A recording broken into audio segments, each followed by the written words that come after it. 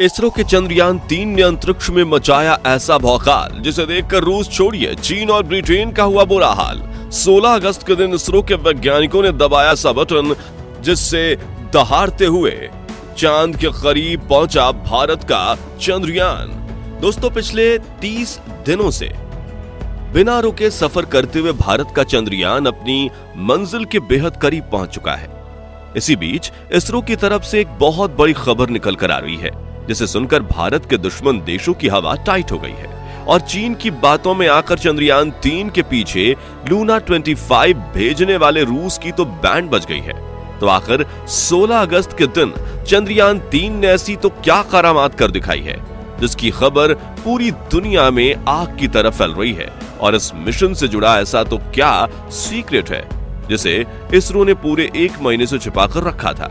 जानने के लिए वीडियो को अंत तक जरूर देखिएगा।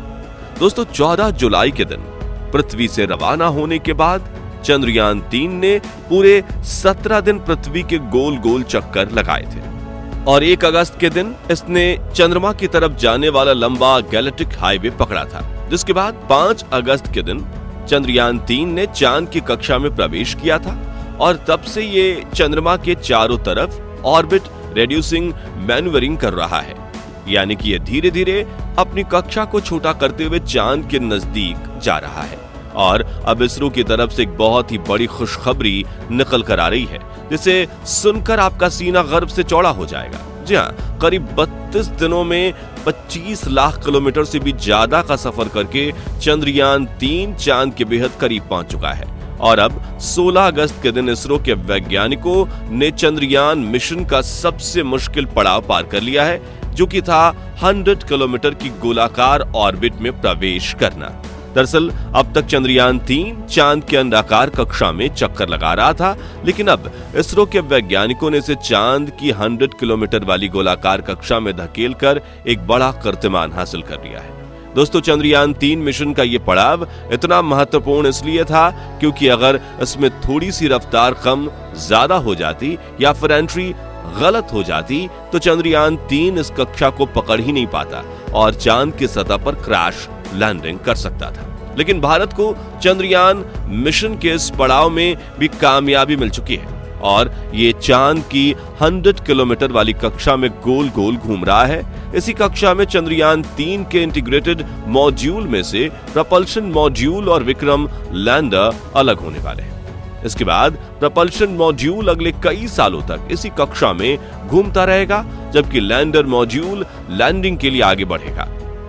इसी के साथ दोस्तों, भारत के चंद्रयान 3 ने एक बेहद कठिन चरण में एंट्री कर ली है और अब अगला हफ्ता पूरे मिशन की कामयाबी के लिए बेहद जरूरी है, क्योंकि एक जरा सी भी चूक में पूरा मिशन बर्बाद हो सकता है। मिशन का यह चरण चंद्रयान 2 के लिए बेहद कठिन साबित हुआ था, जब यह स्पेसक्राफ्ट दूसरे अंतरिक्ष यान से और उल्कापिंड से टकराते टकराते बचा था। क्योंकि दोस्तों, चंद्रमा की कक्षा में दुनिया भर के कई मून मिशन के बंद पड़े स्पेसक्राफ्ट बिना किसी रोक टोक के घूमते रहते हैं। वहीं चंद्रमा की मैग्नेटिक फील्ड और ग्रेविटी भी पृथ्वी से काफी ज्यादा कमजोर है, इसलिए यहाँ पर आए दिन उल्कापिंडों की बारिश होती रहती है। इसी वजह से इसरो के वैज्ञानिक लगातार चांद पर नजरें गड़ाए बैठे हैं ताकि चंद्रयान 3 की राह में ऐसी कोई मुश्किल आए तो वो स्पेसक्राफ्ट का रास्ता मोड़कर इसे नष्ट होने से बचा सके। अब चंद्रयान 3 मिशन के आगे के शेड्यूल की बात करें तो इस ऑर्बिट में प्रपल्शन मॉड्यूल से अलग होने के बाद चंद्रयान 3 का लैंडर मॉड्यूल अपनी विक्रम धीरे धीरे रफ्तार को कम करते हुए 20 अगस्त के दिन डी ऑर्बिटिंग के चरण में दाखिल होगा, जिसमें इसकी ऑर्बिट को घटाकर 100 किलोमीटर इंटू 30 किलोमीटर की अंडाकार ऑर्बिट में स्थापित किया जाएगा, जिसमें रहकर विक्रम लैंडर अपने कैमरास की मदद से लैंडिंग साइट का दौरा करेगा और सब सही रहा तो दूसरे चक्कर में 30 किलोमीटर की ऊंचाई से अपनी ऑर्बिट छोड़ देगा और चांद की सतह पर लैंडिंग करने के लिए रवाना हो जाएगा। इस लैंडिंग प्रोसेस में विक्रम लैंडर का एडवांस आर्टिफिशियल इंटेलिजेंस एल्गोरिथम समय समय पर डीबूस्टर चालू करके लैंडर की रफ्तार को कम करेगा और आखिर में करीब 2 मीटर प्रति सेकंड की वेलोसिटी यानी कि 7 किलोमीटर प्रति घंटे की रफ्तार से चांद की सतह पर लैंडिंग करेगा।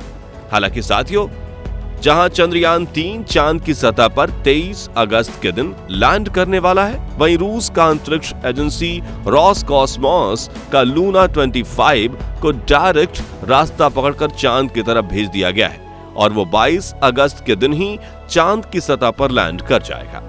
जो सुनकर कई भारतीय काफी ज्यादा हताश हुए थे, क्योंकि लूना 25 ने चंद्रयान 3 की लैंडिंग का इलाका भी चुरा लिया है, यानी कि जहां भारत चांद के दक्षिणी ध्रुव में लैंडिंग करने वाला पहला देश बनने वाला था, अब वहीं लूना 25 अगर सही सलामत लैंडिंग कर लेता है तो रूस दक्षिणी ध्रुव पर विजय पाने वाला पहला देश बन जाएगा।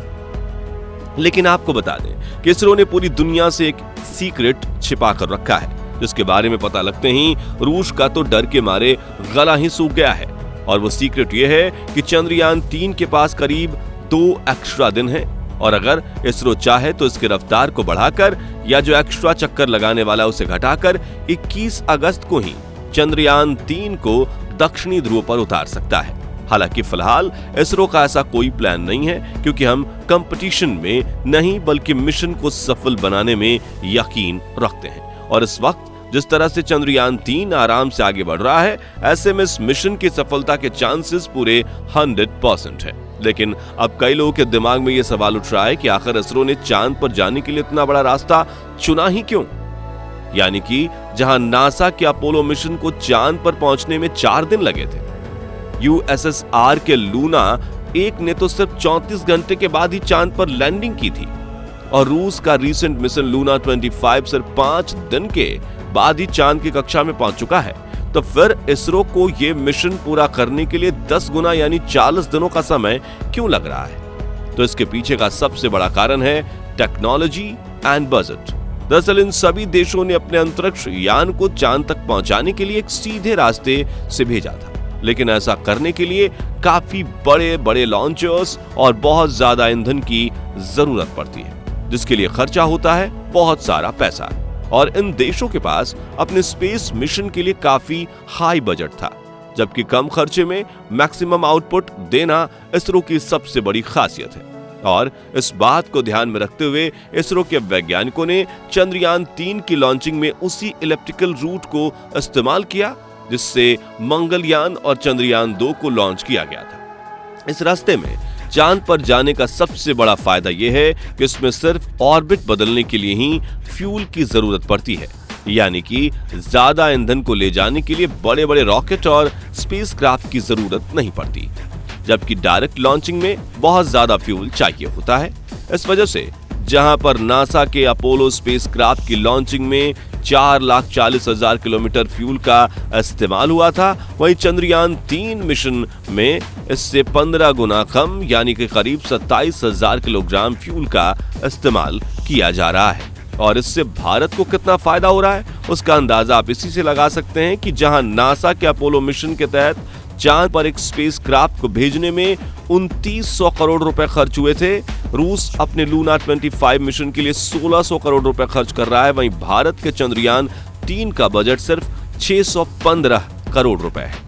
और ये आपको जानकर खुशी होगी कि इसरो के एक्स चेयरमैन जी माधवन नायर का कहना है कि भले हमारा बजट कम हो, लेकिन हमारी टेक्नोलॉजी इतनी ज्यादा पावरफुल है कि भारत के मून मिशन का सक्सेस रेट दुनिया भर के मून मिशन से 50 गुना ज्यादा है।